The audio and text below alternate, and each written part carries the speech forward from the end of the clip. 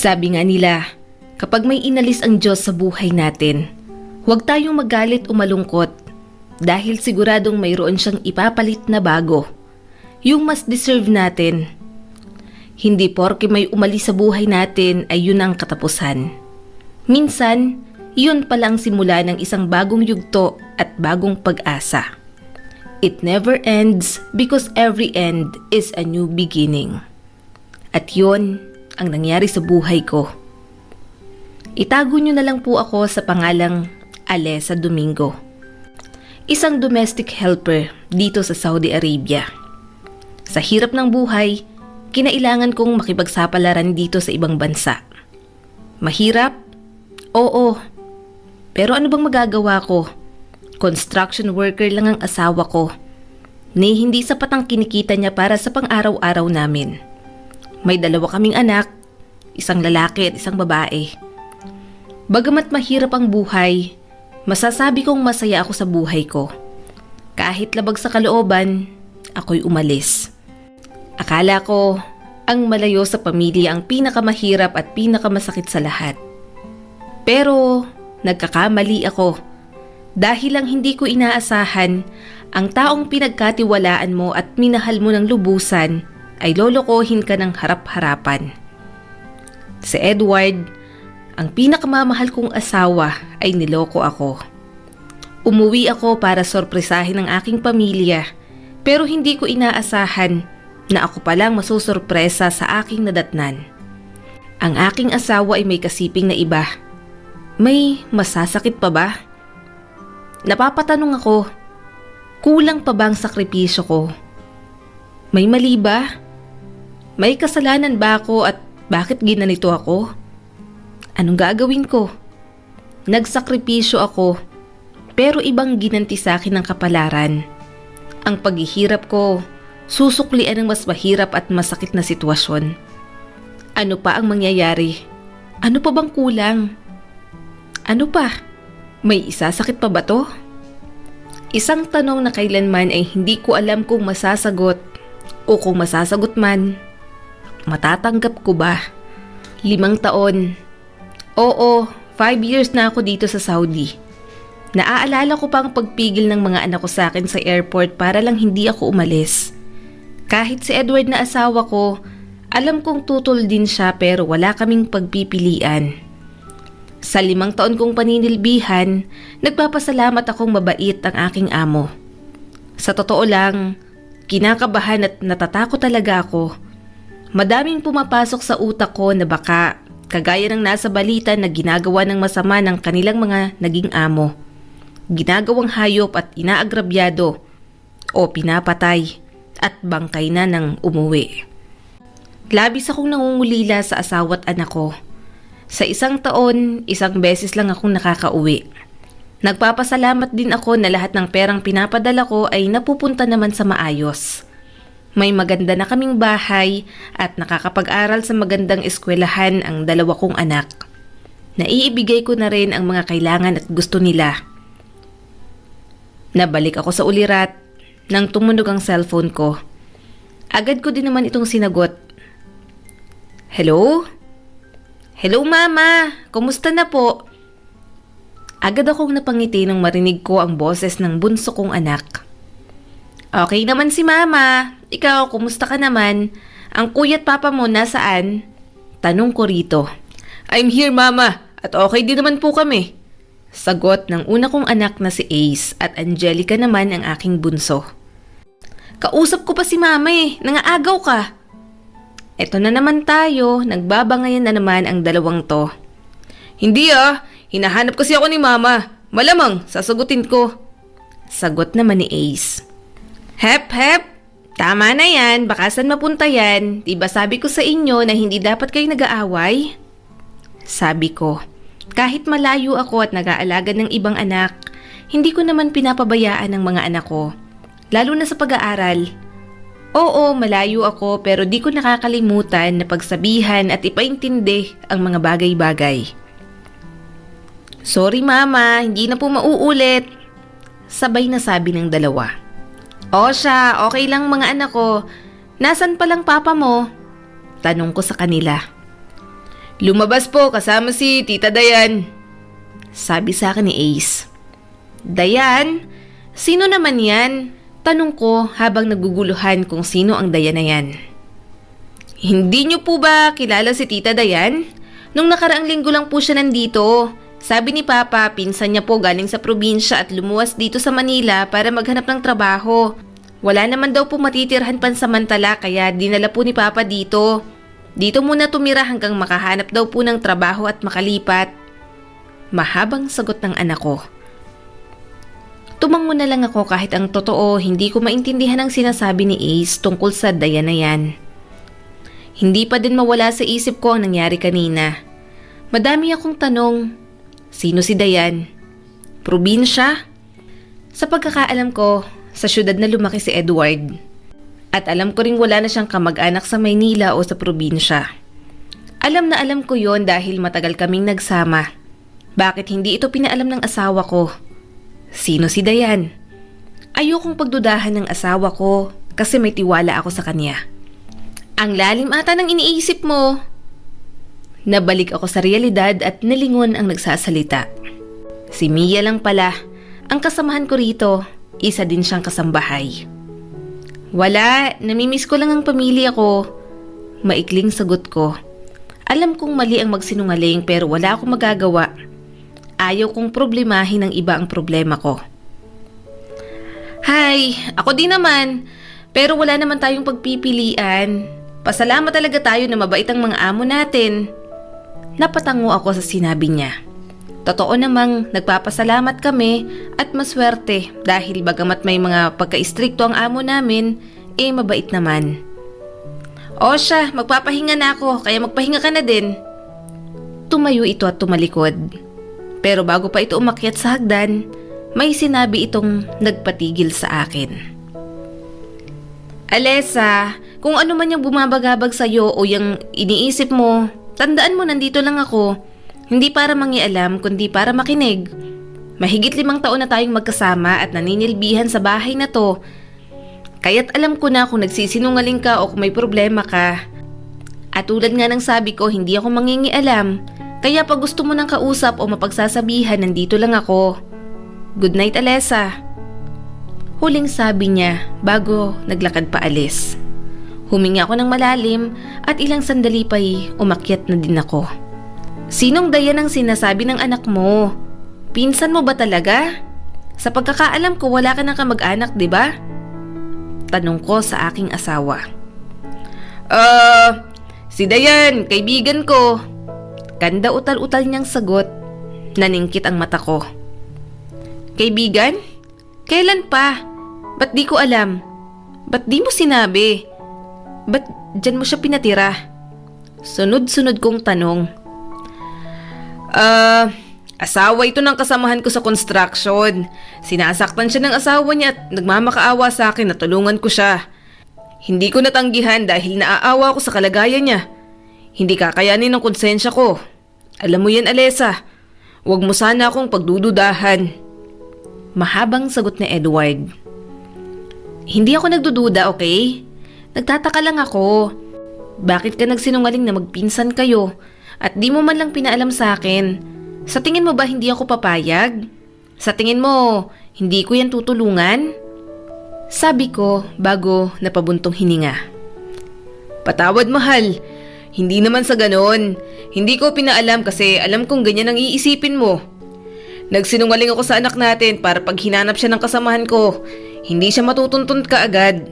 At ayaw kong madamay ang mga anak natin sa kung anumang gulo ang meron sila. Sabi naman ito na may nag-aalalang tinig. Alright, pero sa susunod, ipaalam at sabihin mo sa akin.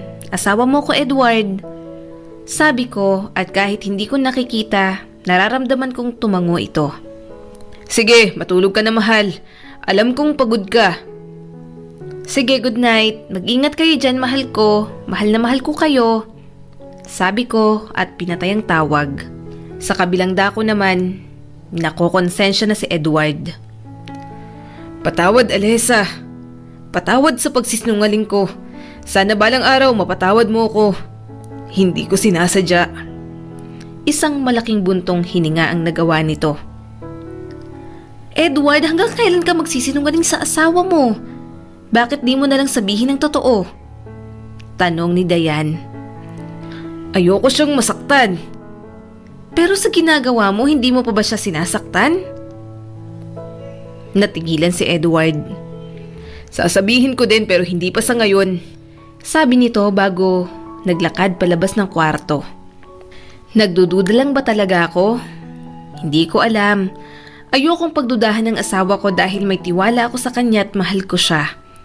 At saka, tinulungan niya lang naman. Ganon kabait ang asawa kong si Edward. Winaksi ko ang mga naiisip ko sa aking asawa. Mahal niya ako at mahal ko siya.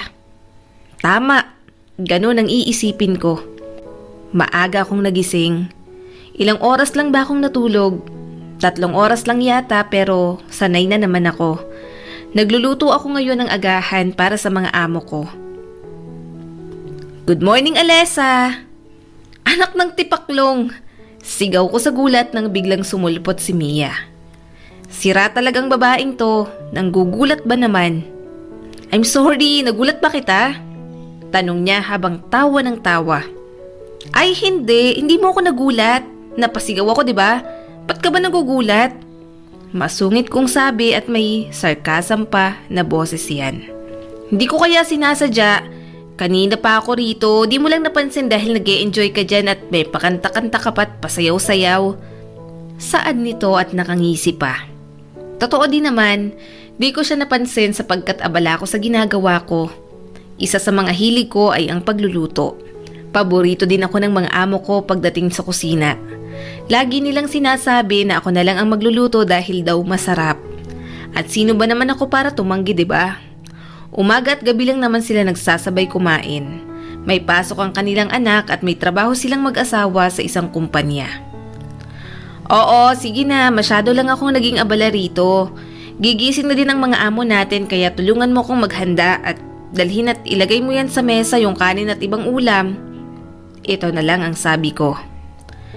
Sige, panigurado masasarapan na naman ang mga amo natin dito. Ganadong-ganado na naman silang kumain dahil amoy pa lang masarap na oh. Bola na naman ni Mia. Napailing na lang ako at tinapos ang iba pang ulam na niluluto ko.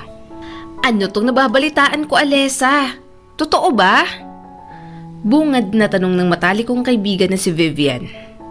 Berto talaga ang totoong pangalan nito.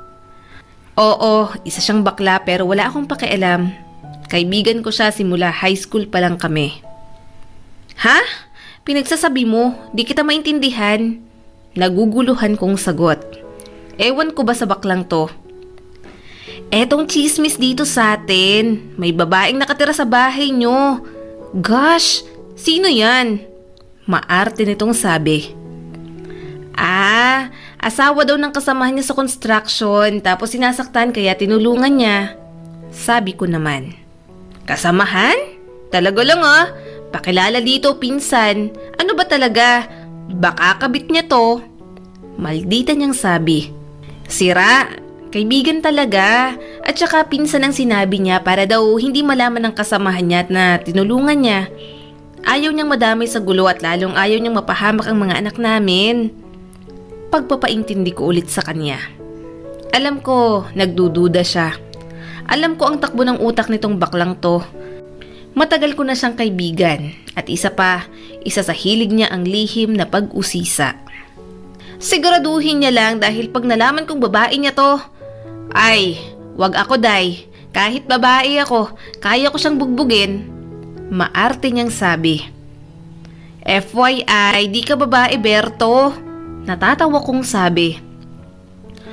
Berto, talaga lang Alessa. Sakit mo ah. Dead na si Berto. Vivian, ako si Vivian. React niya na kinatawa ko. Ayaw na ayaw niya talagang tinatawag siya sa totoong pangalan. By the way, kumusta ka naman? Kailan uwi mo rito? Tanong niya sa akin. Okay naman ako dito, sa awa ng Diyos kinakaya. Kailan ang uwi ko? Di ko pa alam. Sagot ko. Talaga namang hindi ko pa alam kung kailan ang uwi ko. Di ko pa din kinakausap ang amo ko tungkol dyan. Oo siya, basta babantayan ko yung asawa mo. Naku, talagang yari yan kapag nalaman kong may kababalaghan yan. Agad akong napangiti sa sinabi ni Vivian. Talagang mabait itong si Vivian sa akin. Simula noon siya ang tagapagtanggol ko. Laging nandyan pag kailangan, sa sayaman o sa lungkot. Lagi din itong maaasahan at wala itong hinihinging kapalit sa lahat ng tulong na naibigay niya. Napakaswerte ko, 'di ba? Salamat sa lahat, Viv. Mahal kita. Totoo kong sabi. Mahal ko si Viv, syempre bilang isang kaibigan at pamilya na din. Anong kadramahan yan? Maldita niyang sabi. Panigurado, nakataas ang kilay nito. Drama ka dyan. Totoong nagpapasalamat ako sa lahat-lahat. Sira, syempre, walang anuman, okay? At saka kaibigan kita at mahalaga ka din sa akin. Mahal din kita kasi pamilya na din kita at isa pa, nandun ka din ng mga panahong kailangan ko ng taong masasandalan. Ako na bahala sa mga inaanak ko. Mahabang sabi niya sa akin. Salamat ulit. Walang anuman, ulit-ulit. Ano nga ulit motto nating dalawa? Friends forever kahit pa sa kabilang buhay. Sabay naming sabi. O siya, babush, ingat ka dyan bakla, bigyan mo ko ng afam. Pahabol pa ni Vivian. Ingat ka din at sira ka talaga. Afam ka dyan, mga Arabo nandito. Bakla ka, syunga ka talaga. Natatawa kong sabi. Ay, oo nga pala. Natawa din niyang sabi kaya parehas kaming natawa sa isa't isa. Pagkatapos ng usapan namin ni Vivian, agad kong ginawa ang aking trabaho. Iniisip ko din kung kailan nga ba ako makakauwi. Sa totoo lang, salitan kami ni Mia pagdating sa bagay na yan. Last year ako ang umuwi, kaya ngayong taon siya naman. Hindi kasi papayag ang amo namin kung sabay kaming uuwi. Ganun ang patakaran niya. Kami lang dalawa ni Mia ang katulong dito. Masasabi kong malaki ang mansyon na ito. Pero kahit dalawa lang kami ni Mia, hindi naman mahirap ang trabaho namin. Kahit siguro isang buwan kami hindi maglinis ay malinis pa din kasi hindi naman burara ang mga amo ko, lalo na ang mga anak nila. Tulad ng sabi ko, istrikto sila pero mababait naman. At pag sa trabaho naman namin ni Mia, kapag oras ng trabaho, trabaho ang uunahin kaya bawal ang tsismisan sa oras na yan. All around kami pero kaya naman. Nakakapagod pero laban lang. Katatapos lang ng trabaho namin kaya malaya kaming nakapagpahinga. Agad kong binagsak sa sofa ang katawan ko. Ang sakit sa balakang kapag nagwawalis. Syempre kailangan mong yumuko. Napapikit pa ako sa sobrang pagod. Agad kong minulat ang mata ko nung marinig kong may tumunog. Tiningnan ko ito at ang cellphone ko pala. Kinuha ko ito at tiningnan ang caller. Si Vivian lang pala. Ano na naman kayang kailangan nito? Kahit nagtataka, sinagot ko pa din ang tawag. Hello? Napatawag ka? Bungad na sabi ko. Bakla, may ipapakita ako sa'yo. Sabi niya sa seryosong boses. Agad naman akong kinabahan sa di malamang dahilan. Walang mababakas na panluloko sa boses nito. Kinakabahan talaga ako kapag nagiging seryoso ang boses ng baklang to. Ano naman? Di ko mapigilang mautal. Buksan mo yung camera mo! Utos niya sa akin. Ay, oo nga pala, video call pala to tas di ko na-open yung camera ko dito. Pansin ko sa background niya na nasa restaurant siya. Agad ko namang binuksan ang camera ko. Nakabukas na, ano bang ipapakita mo? Kinakabahan naman ako sa'yo. Sabi ko sa kanya. Kinakabahan ako sa kung ano mang ipapakita niya. Bigla na lang niyang binaliktad ang kamera. Nakaharap ang mukha niya, pero ngayon ang mga tao sa restaurant na lang ang nakikita ko. Eto bang gusto mong ipakita sa akin, mga taong kumakain sa restaurant? Naguguluhan kong tanong. Aba, hindi niya na kailangang ipakita, no? Tingnan mong maigi. Sino yung dalawang masayang kumakain? Tingnan mong mabuti, Alessa. Agad naman akong nagulat dahil medyo lumakas ang boses niya.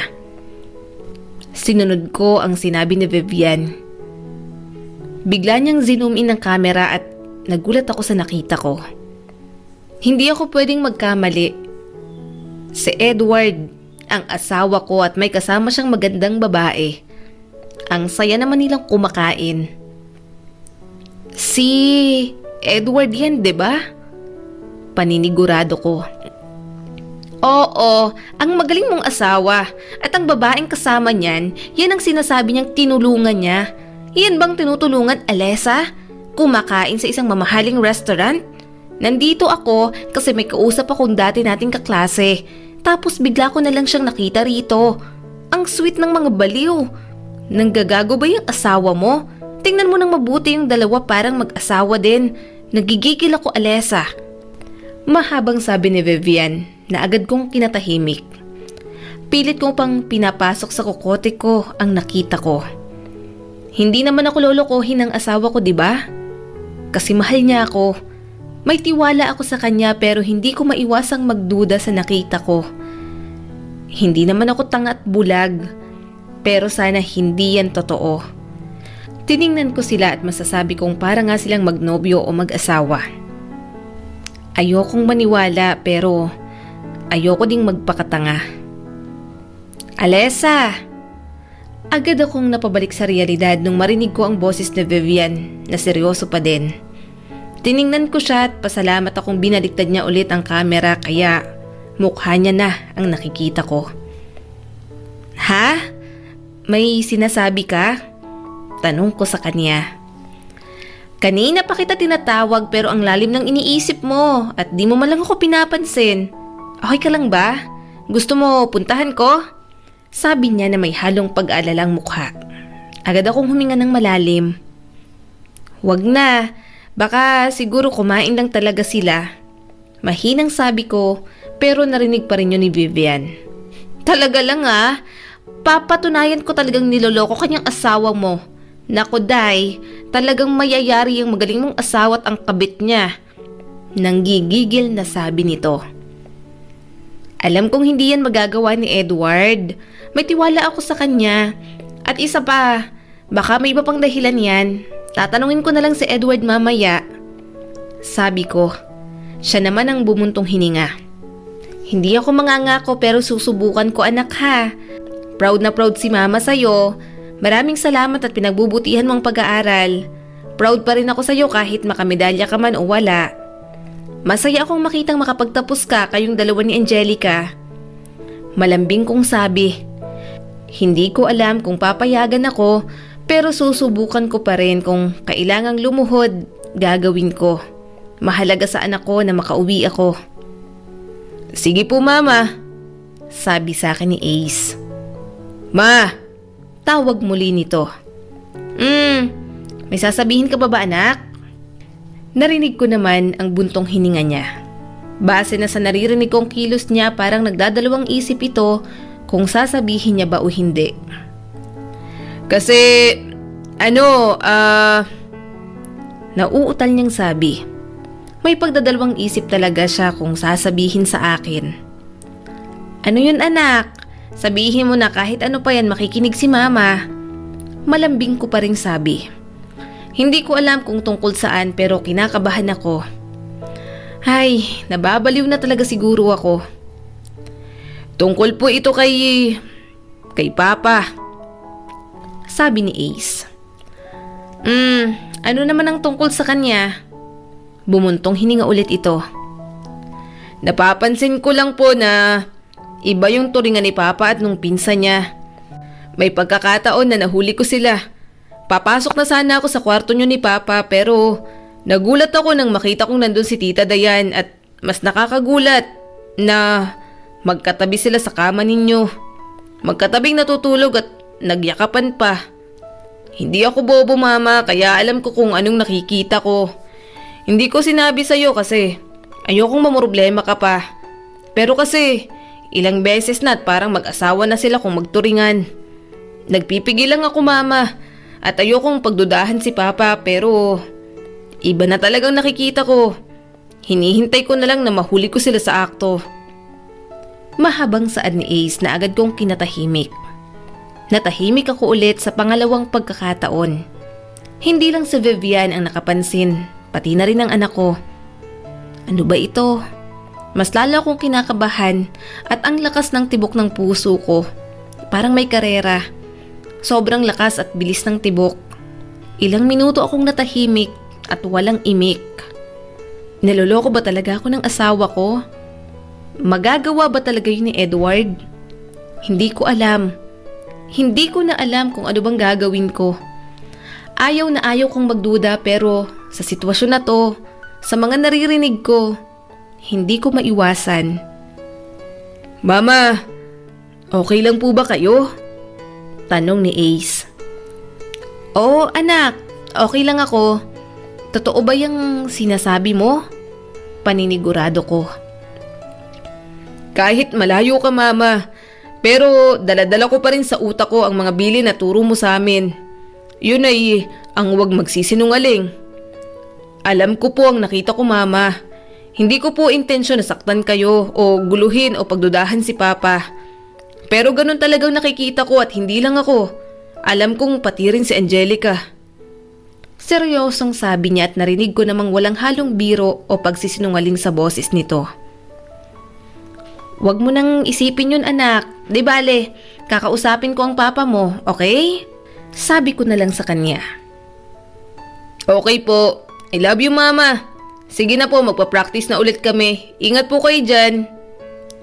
Matapos noon, nagpaalam na sa akin si Ace.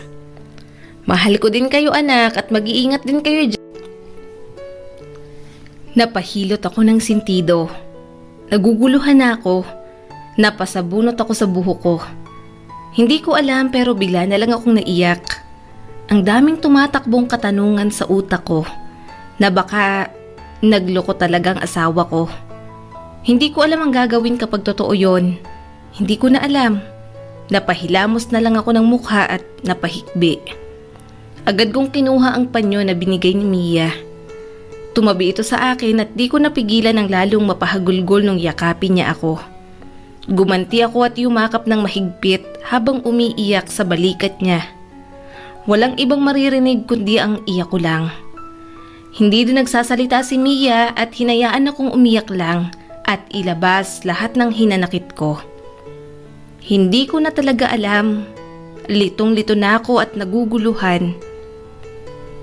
Salamat Mia, sabi ko bago kumalas sa pagkakayakap sa kanya. Bakas din, nakagagaling ko lang umiyak dahil namumugto ang mga mata ko. Mapulan na rin ang ilong ko dulot ng pag-iyak. Diba sabi ko sa'yo nandito lang ako?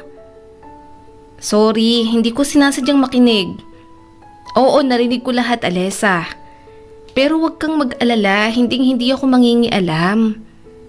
Nilingon ko ito at ngumiti naman ito ng pilit. Narinig niya pala ang lahat. Bumuntong hininga ako.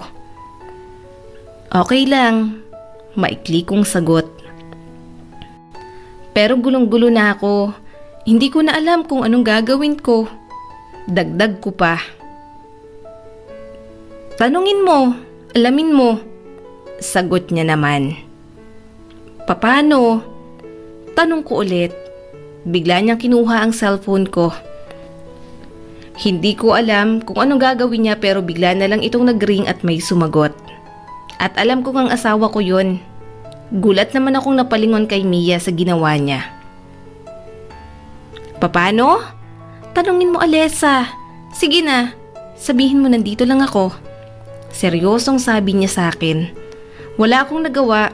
Kinuha ko ang cellphone at kinausap si Edward. Hello, Alessa. Napatawag ka. Sagot ng asawa ko. Kumusta na? Bigla namang napasapo sa noo niya si Mia. Ay, hindi ko alam saan magsisimula. Okay lang naman. Ikaw ba? At saka ba't nauutal ka? May problema ba? Umiyak ka ba? Sunod-sunod niyang tanong. Okay lang ako. Hindi ako umiyak. Pagsisinungaling ko. Kilala kita Alessa. May problema ba? Ba't umiyak ang asawa ko? Malambing niyang sabi. Kilala niya talaga ako. Hindi ko na naman mapigilang umiyak. Kilala mo ko pero ikaw Edward, kilala pa ba kita? Meron ka bang hindi sinasabi sa akin, Edward? Derechahang tanong ko. Bigla namang tumahimik ang kabilang linya.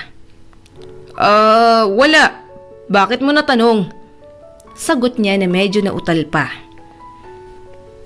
Ayaw kitang pagdudahan, Edward, pero ito talagang nararamdaman ko sa sitwasyon na to. Wala ba talaga? Hiling ko lang na huwag kang magsisinungaling, Edward. Malaki ang tiwala at pagmamahal ko sa'yo. Huwag mo sanang sayangin yon. Makahulugan kong sabi. Wala nga, pinagdududahan mo ba ako, Alessa? Wala namang rason para mag-isip ka ng ganyan. Sagot niya naman. Wala ba talagang rason para magduda ako? Hindi ka ba nagloloko? Walang iba? Derechahang tanong ko ulit. Wala nang paligoy-ligoy. Kailangan kong maliwanagan. Alam mong hindi ko yan magagawa, di ba?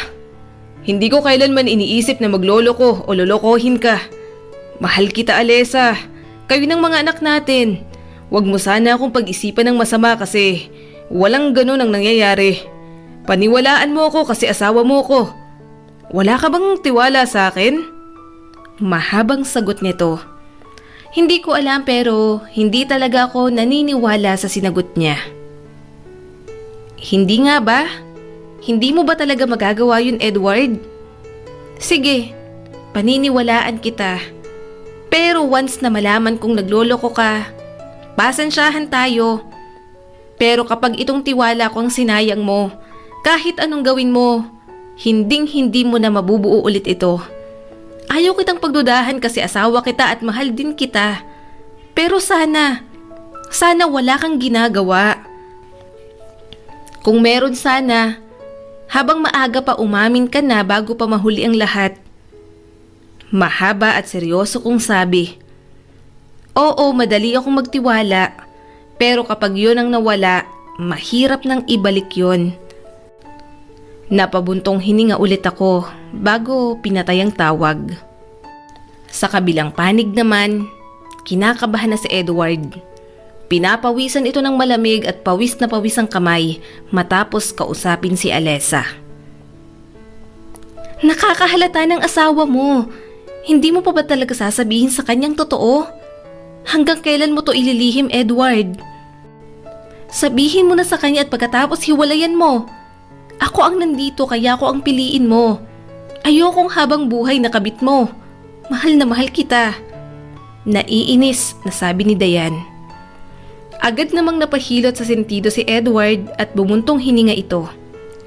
Alam mong hindi yun ganun kadali, di ba? Kung sana ganun lang kadali, matagal ko na sanang inamin at sinabi sa kanyang totoo. Salamat sa pagmamahal mo. Mahal din naman kita, Dayan, pero mas mahal ko ang asawa ko. Ayokong kamuhian niya ako. Ayokong mandiri siya sa akin at higit sa lahat, ayokong iwanan niya ako. Frustrated na sabi ni Edward. Mapakla namang tumawa si Dayan. Talaga ba? Wow! Ayaw mong mandiri sa'yo at iwan ka? Pero anong ginagawa mo? Natin! Sa tingin mo ba hindi siya mandidiri? Sa tingin mo ba hindi ka niya iiwan kapag nalaman niyang nagloloko ka talaga? Mahal mo ko pero mas mahal mo siya? Aba, ang galing mo naman yata. Alam ko naman eh. Alam kong ginagamit mo lang ako. Alam ko na kapag umuwi dito ang asawa mo, makakalimutan mo ko. Ako ang nandito. Ako ang nagpapaligaya sa'yo. Ako ang nagbibigay ng pangangailangan mo bilang isang lalaki. Hindi mo talaga ako mahal. Ginagamit mo lang ako at umaasa ako na sana akong piliin mo. At isa lang ang may papangako ko. Hindi kita iiwan. Ganon kita kamahal.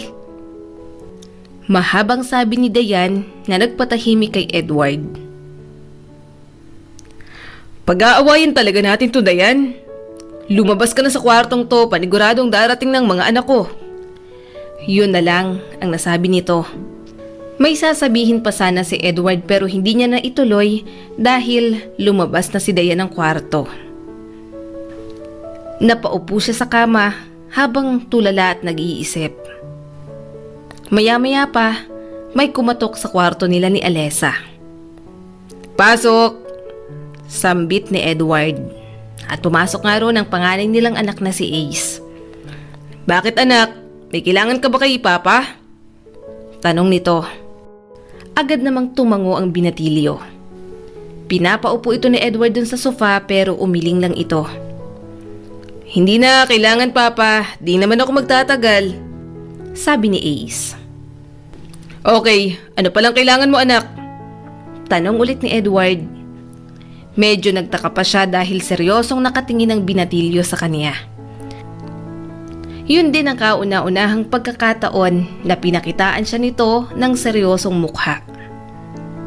"Kailan kayo titigil Papa? Hanggang kailan mo balak lokohin si Mama? Ginagago mo ng patalikod ang mama ko. Ang asawa mo." Seryoso at may halong galit at diin ang bawat salitang nilalabas ni Ace. Nanlaki ang mga mata ni Edward sa gulat. "Papanong?" Kinakabahang sabi nito.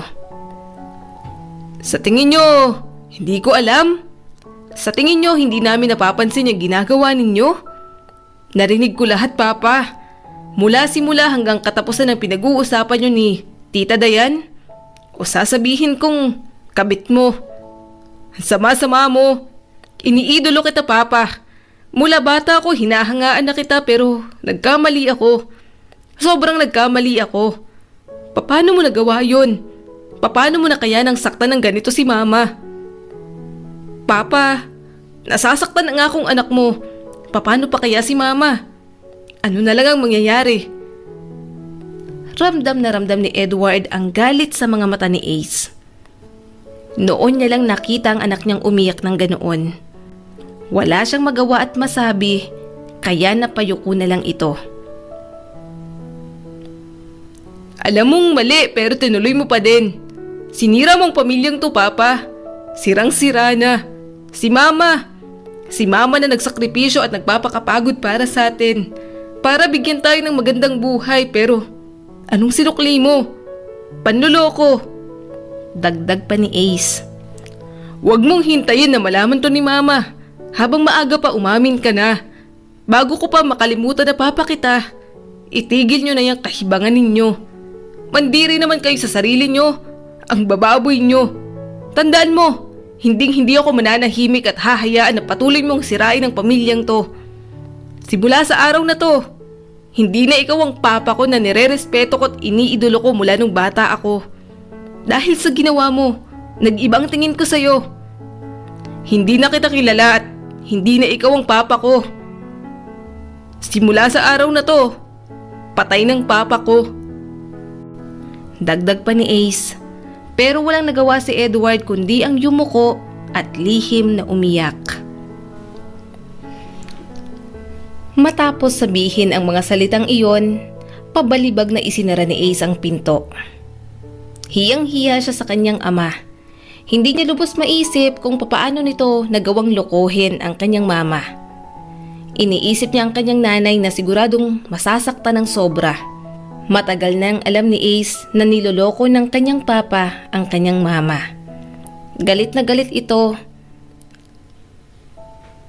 "Ang aga mo atang umuwi, Ace. Si Angelica?" Tanong ni Dayan sa kanya. Seryoso namang tiningnan ng binatilyo ang babae ng kanyang ama.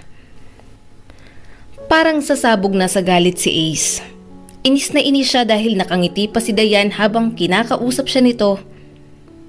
Papaano pa kaya itong nakakangiti kung may ginagawang kababalaghan sa kanyang ama?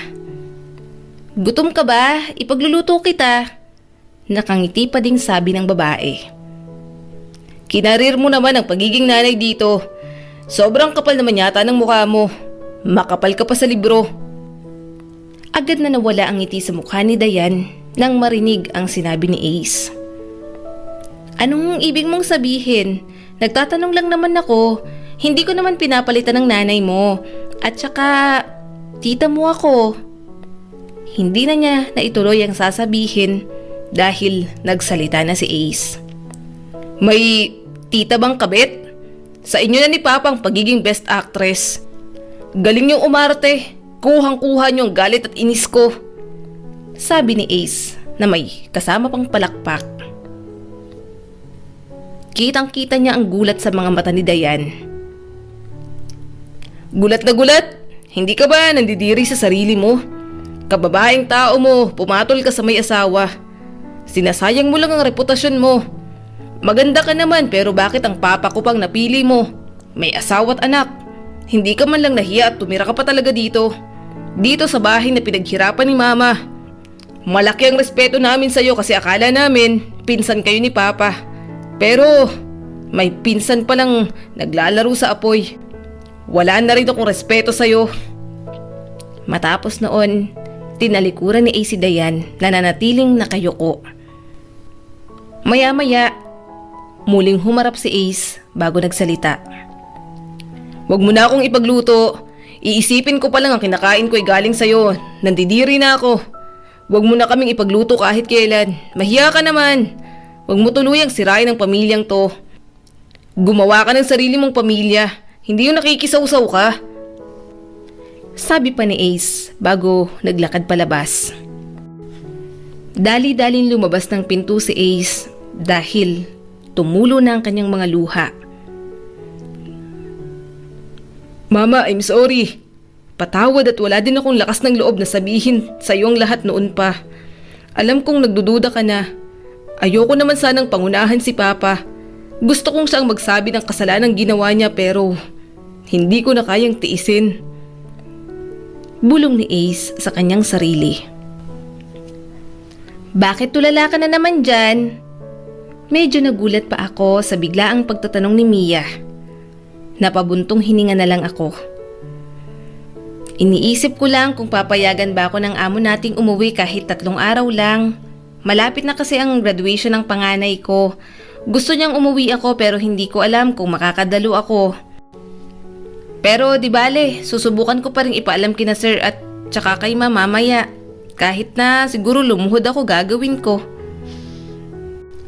Hey, bilib talaga ako sa determinasyon mo. Namamanghang sabi sa akin ni Mia.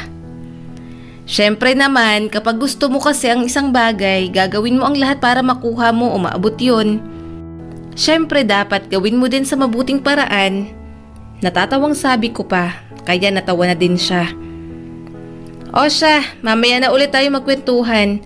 Dadating na mamaya ang mga amo natin kaya maghanda na tayo. Sabi niya at agad ko namang tinanguan. Tulad nga ng sabi ko, malapit ng graduation ng anak ko at hindi ko man lang namamalayan na 2 araw na lang. Paakyat ako ngayon sa kwarto ng mga amo ko. Ngayon ko na ipapaalam na uuwi ako kahit saglit lang.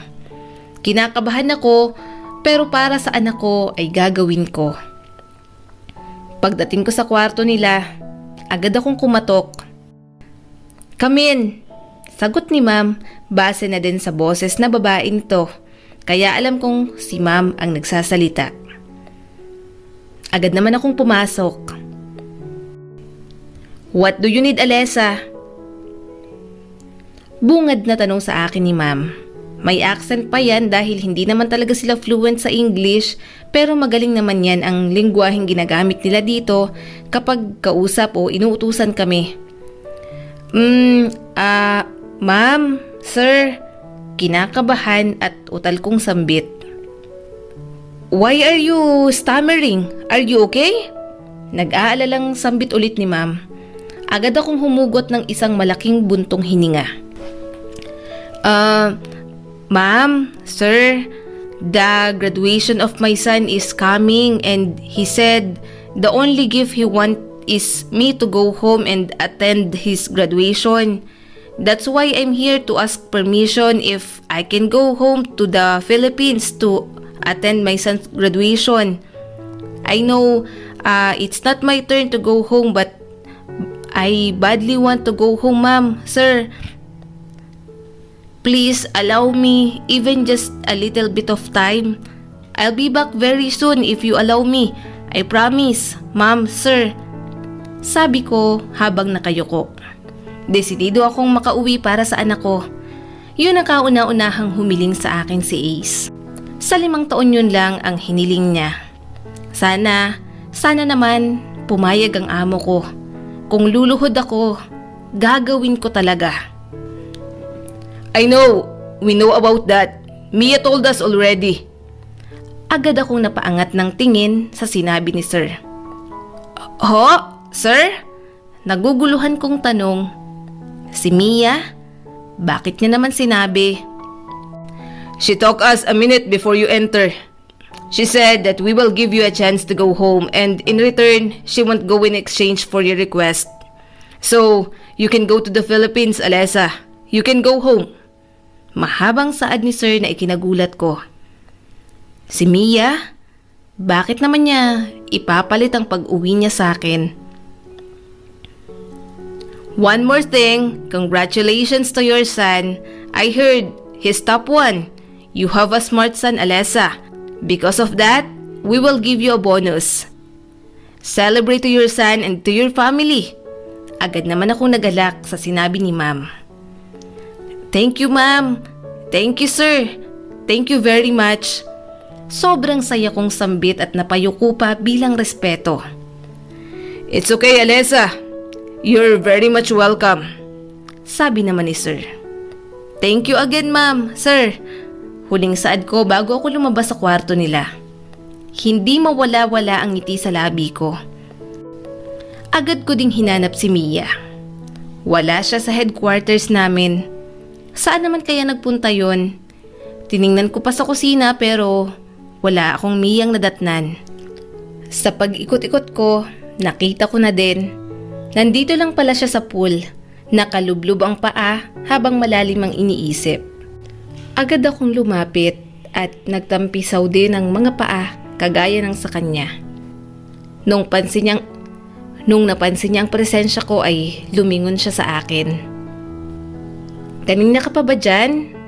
Tanong niya sa akin.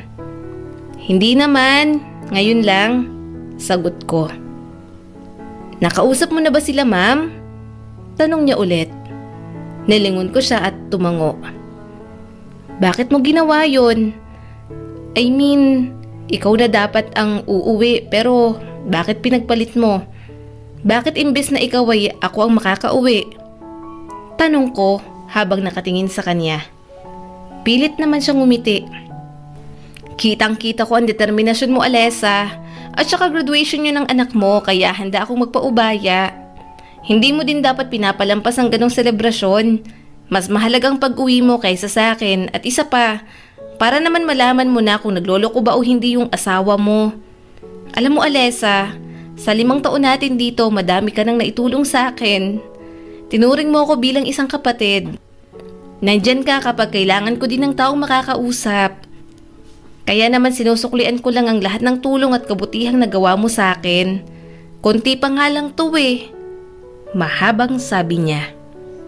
Ano ka ba? Hindi mo naman kailangang suklian yun. Tutulong ako hanggang kaya ko na bukal sa loob at walang hinihinging kapalit. Sabi ko nang may ngiti sa mga labi. Ngumiti na lang din siya. Basta. At saka ang daya mo din. Kapag may problema ako, nilalapitan kita. Pero ikaw naman, pag may iniisip at saka problema ka, kinikimkim mo. Nandito ako oh. Sira ka talaga. Sabi niya at hinampas ako. Agad naman akong natawa. Hindi ko lang talaga hilig ang magsabi. Ewan ko ba, ayaw ko lang na problemahin nila kung ano ang problema ko. Pasensya ka na. Ako kasi ang hilig ko, tumulong at makinig sa problema ng iba. Pero pag sa akin na hindi ko masabi, wala lang akong lakas ng loob. Ayaw ko lang kasing madagdagan ng problema o iniisip nyo. Sabi ko na lang. Sira ka talaga. Kaibigan kita kaya kahit ano pa yan nandito lang ako. Sa susunod dapat magsabi ka na. Masungit niyang sabi. May pagkamasungit pa naman itong si Mia. Sa una, akalain mo talaga tong masama ang ugali. Pero sa pagtagal, masasabi mong may mabuti siyang puso. Mukha lang may problema sa'yo dahil lang sama kong makatingin. Actually, maganda naman itong si Mia at wala pa siyang nobyo o asawa. Talagang nag-abroad siya para sa pamilya niya. Siya din ang nagpapaaral sa mga kapatid niya. Kaya nga, bilib din ako sa babaeng to eh. Ang lalim na naman ang iniisip mo dyan. Tanong ni Mia na nagpabalik sa akin sa realidad. Wala, iniisip ko lang. Dati akala ko may problema ka sa akin. Ang sama mo kasing makatingin at masungit pa. Kaya talaga akala ko may kasalanan ako sa'yo. Pero di nagtagal, nalaman ko din na ganun ka lang makitungo sa hindi mo pa lubusang kilala. Natatawa kong pag-amin at natawa na lang din siya. Bakit nga ba hindi ka pa nag-aasawa, Mia? Kahit nobyo, wala ka? Biglang tanong ko. Sa dami kong pinapakain sa Pilipinas, makakaisip pa ba talaga ako ng ganyan? Siyempre uunahin ko muna yung pamilya ko. Pinapaaral kong mga kapatid ko. At isa pa, 1 taon na lang gagraduate ng 2 kong kapatid. May tutulong na din sa akin. Nakakapagod din kasi na palaging ako na lang. Ni hindi ko na iniisip ang sarili ko. Sabi niya na agad kong tinanguan. Ang hirap naman talaga kapag ikaw ang inaasahan.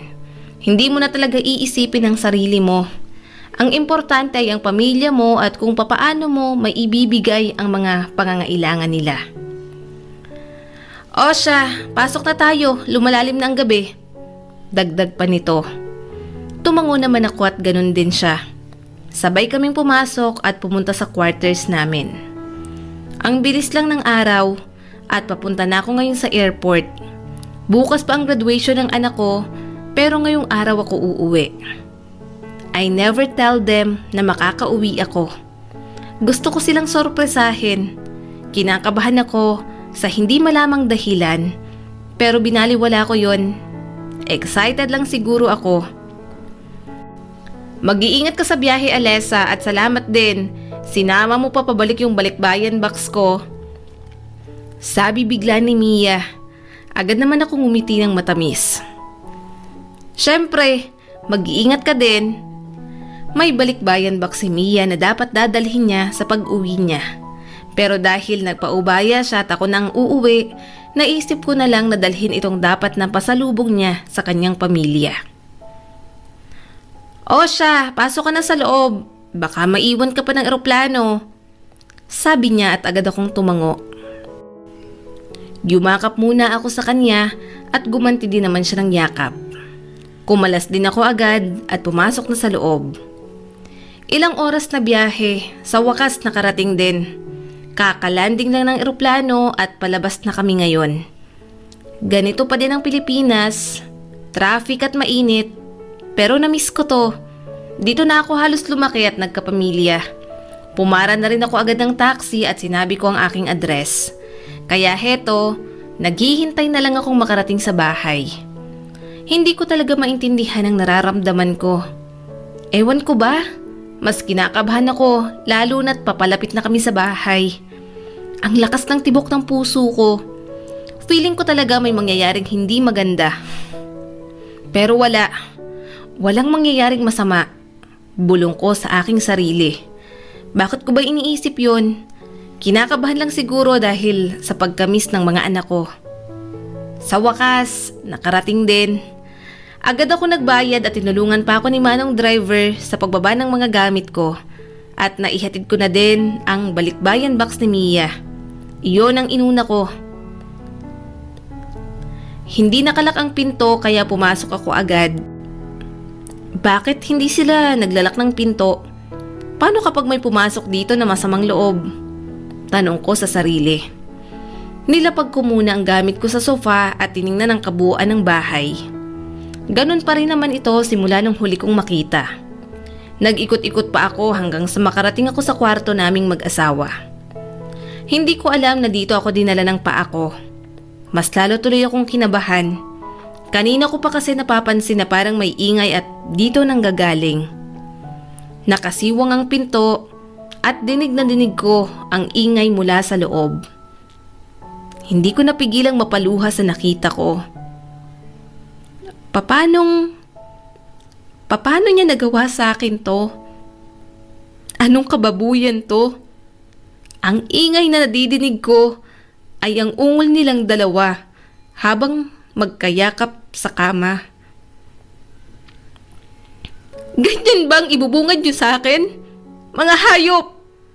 May galit na sambit ko. Agad naman silang natigil sa ginagawa at kapwa nagulat na dumating ako. Paano mo nagawa sa akin to, Edward? Sabi ko at mas lalong humagulhol. Agad naman siyang natauhan sa pagkagulat at akmang hahawakan ako pero umiwas ako kaagad. Hayop ka? Huwag mo akong hawakan. Nakakadiri ka. Mga baboy kayo. Galit na galit kong sabi. Magpapaliwanag ako. Sabi ni Edward habang mabilis na nagbibihis. Akma ulit itong lalapit sa akin pero sinenyasan kong wag. Nakakadiri. Galit na galit ako. Anong ipapaliwanag mo? Ano? Magsisinungaling ka? Na hindi totoo ang nakita ko? Hindi pa ba sapat na ebidensya to? Pinagkatiwalaan kita. Minahal kita. Asawa kita pero paano mo nagawa sa akin to? Walang hiya ka. Galit kong sabi habang dinuro-duro siya. At ikaw na babae ka? Ang kati mo! Sa sobrang kati mo, sa may asawa ka pa talaga nagpakamot. Nakakadiri kayo. Hindi man lang kayo nahiya. Hindi man lang kayo nahiya? Dagdag ko pa. Umalis kayo sa pamamahay ko. Habang nakakapagtimpi pa ako, lumayas na kayo. Lumayas kayo! Layas! Mga hayop! Tinula ko si Edward palabas, pati ng kabit niya. Kahit kumot lang ang nagsisilbing takip sa katawan ni Dayan, wala akong pakialam. Galit na galit ako. Sobrang galit na galit ako. Hinata ko sila palabas at pasalampak. Kaya pala kinakabahan ako at feeling ko talaga ay may mangyayaring hindi maganda. Ito pala. Magpapaliwanag ako, Alessa. Please, hayaan mo akong magpaliwanag. Nagmamakaawang sambit ni Edward pero binaliwala ko. Hindi na kailangan. Sapat nang nakita at nasaksihan ko. Hayop ka talaga. Tama nga tong hinala ko. Kabit mo nga tong babaeng to. Bigla naman akong nagulat. Si Vivian, bigla na lang niyang pinagsusuntok si Edward. Kahit pa sabihin nating bakla ito pero malakas din naman at malaki ang katawan. Pagkatapos niyang pagsusuntukin si Edward ay kay Dayan naman siya pumunta. Agad niya itong sinampal ng ubod ng lakas. At ikaw na babae ka? Ang landi mo! Napakalandi mo! Sa may asawa ka pa talaga pumatol? Kung hindi kayo kayang saktan ng kaibigan ko ng pisikal, pwes, ako hindi. Kaya-kaya ko kayong kalbuhin. Sabi niya. Bago niya pa mapatay ang dalawa ay agad ko nang pinigilan. Tama na yan, Viv. Hindi sila karapat-dapat pag-aksayan ng panahon. Pigil ko at mabuti naman at nakinig siya. Lumayas na kayong dalawa at wag nang magpapakita sa akin kahit kailan. Wala na din akong asawa. Kinalimutan mong may asawa ka, Edward, kaya kakalimutan din kita. Sana, bago ka gumawa ng mali, inisip mo sana ang mga anak natin at ang pagsasama natin. Pero siguro nga, mangyayari ang dapat mangyari. Umalis na kayo. Oo, hindi ko kayang manakit ng pisikal pero wag niyo akong sagarin. Wag niyong ubusin ang pasensya ko. Layas habang maaga pa. Halos pasigaw kong sabi. Akma pa sanang hahawak sa akin si Edward pero winaksi ko na agad ang kamay niya. Nandidiri ako. Alam kong madami akong pagkukulang lalo na sa kanya na asawa ko.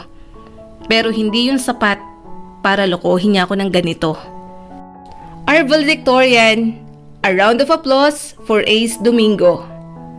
Announce ng MC kaya nabalik ako sa ulirat. Agad naman akong napangiti nang lumapit sa akin si Ace at inabot sa akin ang kanyang kamay na agad ko din namang tinanggap. Sabay kaming umakyat sa stage. Binigay sa akin ng kanyang guro ang diploma at mga medal. Sobrang proud ako sa anak ko. Nagtaka ako na imbes isusuot ko sa kanya ang medal, inagaw niya ito sa akin at mas lalo akong nagulat nung sa akin niya ito isinuot. Mama, maraming salamat at nakauwi ka. Kahit may di magandang nangyari pero nandito ka pa rin. Maraming salamat at mahal na mahal kita. Ikaw ang naging inspirasyon ko para pagbutihin ito. Kaya karapat dapat na sa'yo ang medal na to. Proud ako na ikaw ang naging mama ko at kung may pagkakataon man na mamili ako, ikaw at ikaw pa rin ang pipiliin kong maging mama. Maraming salamat po sa lahat ng pagod, paghihirap at sakripisyo. Balang araw, makakaganti din kami sa'yo. Pagbubutihin ko pa po ang pag-aaral. Magiging future engineer ako. Pangako yan, mama. Mahaba niyang saad at di ko na napigilang mapaiyak. Sa kabila ng nangyari, masaya pa rin ako na biniyayaan ako ng 2 mabubuting anak. Kahit malayo ako, pero di sila spoiled at wala silang masamang loob sa akin. Alam nilang ginagawa ko to para sa kanila. Pagkatapos ng iyakan at yakapan, natapos din ang graduation at kasalukuyan kaming kumakain dito sa isang mamahaling restaurant. Ako kasama ng mga anak ko at si Vivian, kaming 4. Wala na rin akong balita kay Edward. Wala na din akong pakialam. Sariwa pa ang sakit pero di nagaano. Mabuti na lang at nandito palagi ang kaibigan at mga anak ko na nagpapalakas ng loob sa akin. Babalik ka pa ba sa Saudi, Alessa? Tanong bigla ni Vivian. May 1 linggo pa ako kaya magbabakasyon tayo. Nakangiti kong sabi na nagpayas naman sa 3 kasama ko. Pero babalik ka pa rin po sa ibang bansa, mama? Pwede bang dito ka na lang?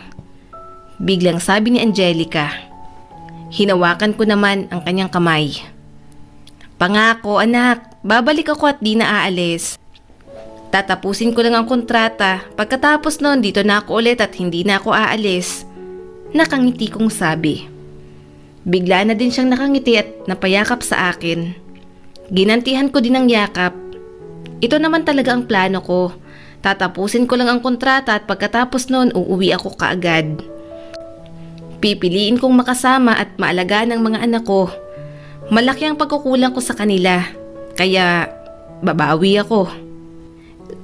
Sali kami! Group hug! Biglang sigaw ni Vivian, kaya natawa na lang kami. 1 taon. 1 taon ang nakalipas. Masaya akong sasabihin na natanggap ko na. Wala nang sakit at hinanakit. 1 taon na din at tapos na ang kontrata ko at ngayon, palabas pa lang ako ng airport. Sinabihan ko na din sila na ngayon ang uwi ko. Mabuti na lang talaga at naintindihan ng amo ko na mas pinili kong manatili para sa mga anak ko. At si Mia, ayun, may nobyo ng Arabo. Mabait naman at maalaga. Ewan ko kung saan sila nagkakilala, pero nauna nang umalis si Mia sa amo namin at balak na daw kasi nilang magpakasal. Masaya ako para sa kanya. Deserve niya din naman talagang maging masaya. Mama! Agad akong napalingon sa sumigaw. Natawa pa ako. Si Angelica lang pala habang ang lawak ng ngiti. Napangiti na lang din ako. Mabilis akong lumapit sa kanila at isa-isa silang niyakap. Beshi, miss kita. Sigaw din itong si Vivian. Miss na din kita. Miss na miss ko kayo. Ang bilis ng panahon. 1 taon na pala. Sabi ko at napatango naman sila. So, di ka na talaga aalis? Mananatili ka na dito? Tanong ni Vivian. Oo, at saka lumalago na naman yung negosyo natin, di ba? At oo, may negosyo na kami. 1 cafe at 1 restaurant. Sa awa ng Diyos, lumago ito. Oo naman, ako pa.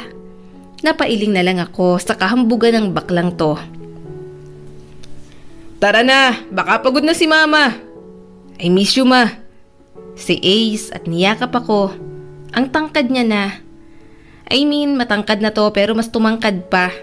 May pahalik pa siya sa noo ko. Ang sweet niya talaga. Agad naman kaming sumakay sa sasakyan at oo, nakapundar ako ng sasakyan. Masaya ako na sa 1 taon, madami ang magandang nangyari sa buhay ko. Sulit lahat ng hirap at sakit. Ika nga, everything happens for a reason. Hindi ka bibigyan ng Diyos ng isang pagsubok kung hindi mo ito kakayanin. Nandiyan naman palagi ang problema. Ang dapat nating gawin ay harapin ito at huwag sumuko. Sa panahon kasi natin ngayon, mabilis tayong mapagod at sumuko. Pero kailangan mong magpakatatag, lalo na kung determinado ka sa isang bagay. Para sa akin, sapat na ang mga anak ko. Sila ang lahat para sa akin. Masaya akong sasabihing masaya ako. Sobrang saya sa kabila ng nangyari sa buhay ko. Maraming salamat sa patuloy na panonood sa aking munting channel. Kung nagustuhan mo ang videong ito ay huwag mong kalimutang mag-like and subscribe at pakipindot mo na rin ang notification bell para updated ka sa mga susunod nating video.